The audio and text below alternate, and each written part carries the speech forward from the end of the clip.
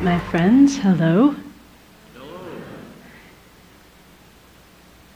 So I want to start off with a few questions. And I know a lot of other presenters have already asked you questions. And they've been kind of hard questions. But the questions I'm going to ask you are very, very simple. And I promise you'll be able to answer these. All right, are you ready for your first one? Okay. Your first question is, you don't have to answer out loud. Are you having a good day? Okay, you got your answer? All right. My second question for you is, why? If you're having a good day, why are you having a good day? Or if you're having a bad day, why are you having a bad day?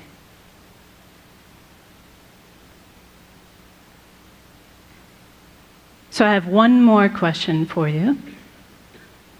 This should be the easiest one of all. My last question is, tomorrow, would you rather have a good day? Or would you rather have a bad day? Do you have your answer for that one? What about the day after tomorrow? What about Sunday? Let's see, yeah, that's right. Tomorrow's Saturday, Sunday. How about Monday?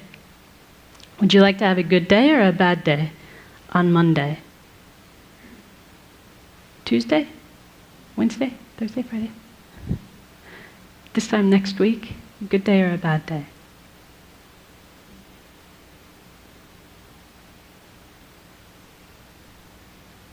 So that last question,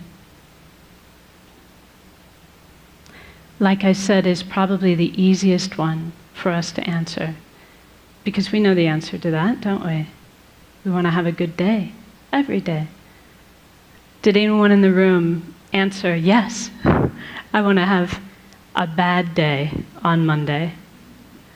Of course not. We all want to have a good day, every day.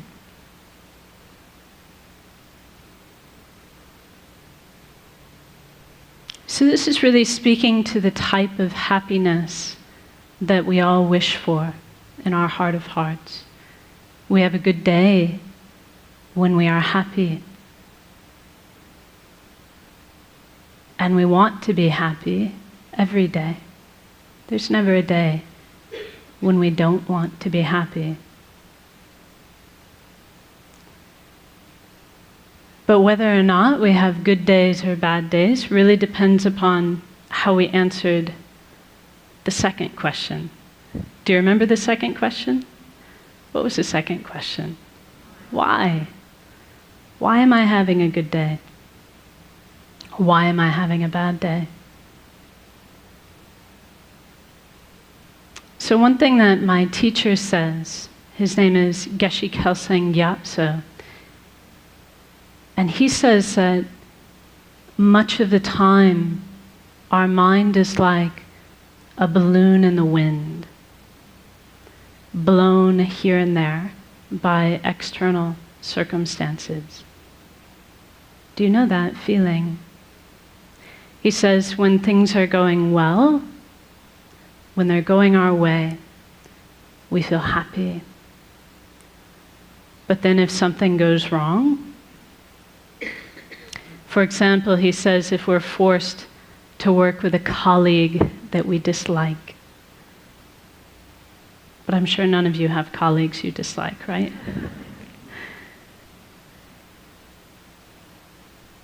He says if we're forced to work with someone we dislike, or if something doesn't go our way, then our happy feeling disappears.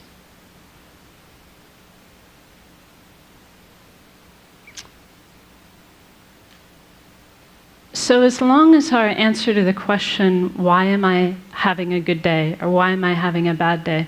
Because, this is a question people ask us, like maybe when you get home today, someone will go, well, so how was that TED thing? Did you have a good day? And we'll say, yeah, I did. There was this lady, and she talked to us about how we need to be about compassionate towards former inmates, and there was this performer who did this awesome beatboxing thing with his mouth, and this person and that person. As long as our reasons for why we had a good day are a list of external conditions, then we're not going to have the stable happiness that we all want. Does that make sense to you? Because if that's what our happiness depends upon, because we cannot control people and circumstances every single day, then our happiness will be in the hands of others, won't it? It'll be at the whim of our circumstances. So if you really wish to have a good day every day, we've got 2 things we need to do. So the first thing that we need to do is we need to stop outsourcing our happiness and outsourcing our unhappiness onto people and circumstances. In other words, we need to stop attributing our happiness to what's going on externally, and we need to stop blaming others, especially blaming others, for our unhappiness. So for as long as we do that, as long as we're making it the job of people and circumstances to make us happy, or as long as we're making it their fault when we're unhappy, our happiness will be very unstable and elusive. Our second job is to actively cultivate a source of peace and a source of happiness coming from inside our own mind. So here's something I want you to commit to memory. Are you ready? This is another line from one of my teacher's books where he says, happiness and unhappiness are states of mind, and therefore their real causes cannot be found outside the mind. So if we have a peaceful state of mind, we will be happy regardless of people and circumstances. If our mind is unpeaceful or agitated, then even if we have very good circumstances, we'll find it impossible to be happy.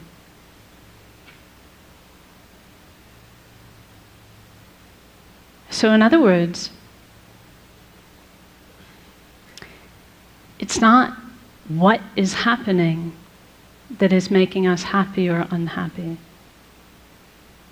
It is how we are responding to those things that determines whether we are happy or unhappy. It is what our state of mind is like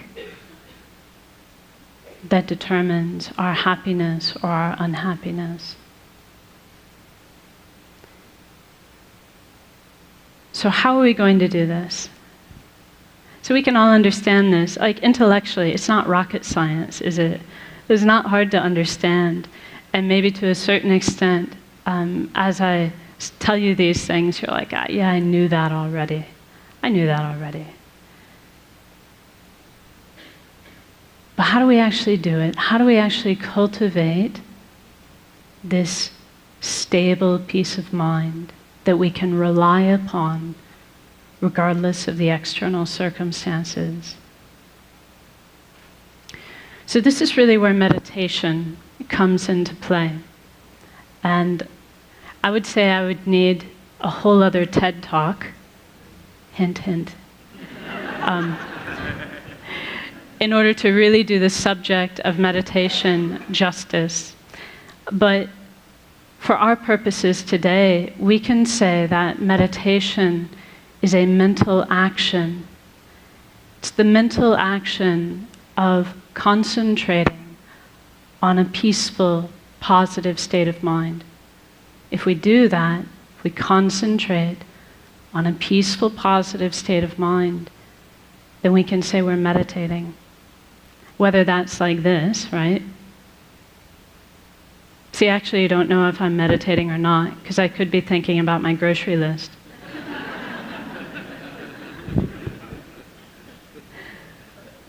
It's only meditation if I'm actually focusing on a positive, peaceful state of mind. But the trick is, I can do it like this. This is called formal meditation. But we can also learn to do this all the time in our daily life.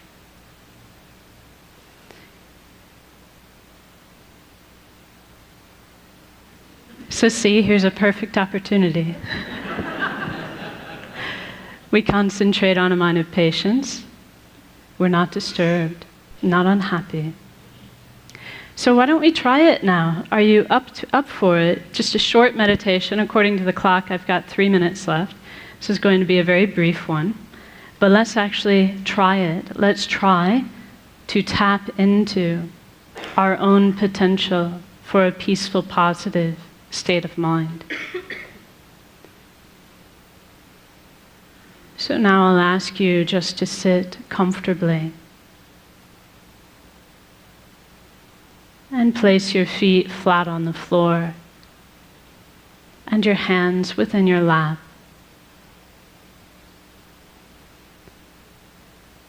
And then you can lightly close your eyes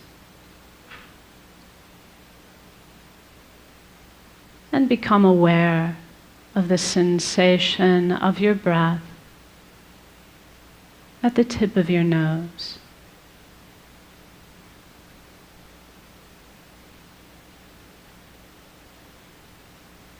And as you breathe out, you can imagine you are breathing out any agitation, any mental busyness, any frustration or unhappiness in your life. Breathing it all out like dark smoke.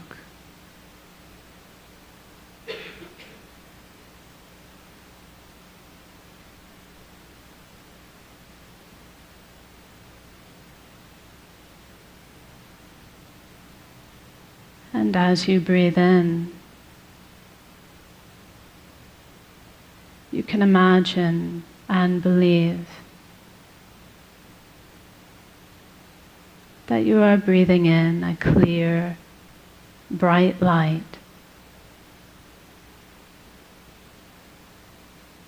Which is the very nature of inner peace.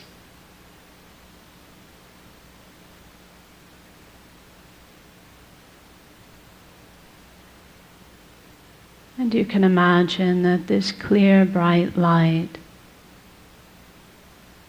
fills your entire body and mind.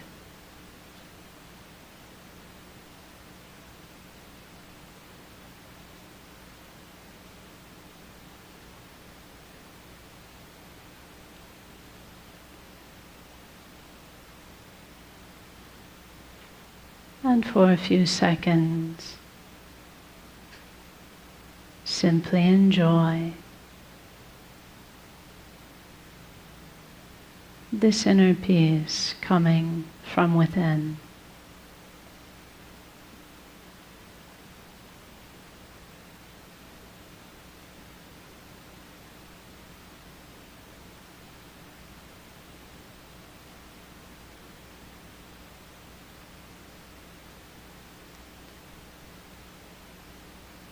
And now as we finish,